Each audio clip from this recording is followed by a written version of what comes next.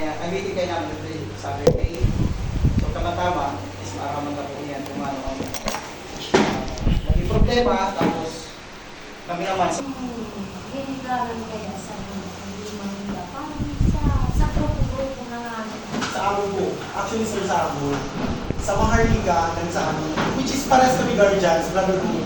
Family guys, chapter Guardians, po. Houses po siya. Iba lang kami ng bahay. Oo, iba na sila, pero brotherhood po kami. Isa lang po kami guardians.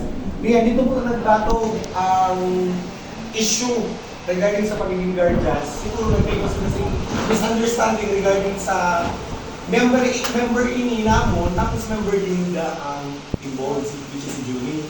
Kaya sabi ko, sige, na-involved ng sa inyo dahil sa secretary na nandito, actually, ang concern ko po talaga sa Kapitana, nadamay ang pangalan ni Attorney Balintong.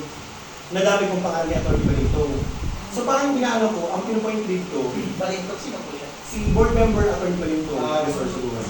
So, bagang, bagang naano po kami na kung away isang sa guardians, lahat mag-involve si mga opisyal. Kasi unang-una ang pinupuntok ko duman is, what if katagan sila sa pansin ni attorney? So, kalulong siya.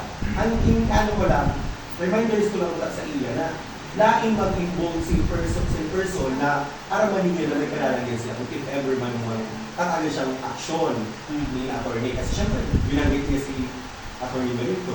So, ganito ang pinupuntok. Ano ang binanggit niya pa? Actually, kaya kami nadamay kasi inayat niya ang guardian sing pratwar. So yun po ang pinupunto din po namin sa inyo ng mga opisyal. Kaya da po nakabutan. Kasi sabi siya sing, inayat niya ini na members namon, o kanina yan, mag-pratwar niya kita. Wala naman sa daan niya. Diba? Ang sinasabi ko nga po, sir, Nasa libro na lang yun. Yes. Yes. Yes. Sabi ko nga sa iya, dapat nga, ang kinusala, problema nyo, lahat naman para damay-damay, sino ang organization. Base lang siguro po, dahil nato pa lang kung ano ang... Kaya ko pa naka-istorya. Oo, yan. Pwede po ilang pang nalalagod na.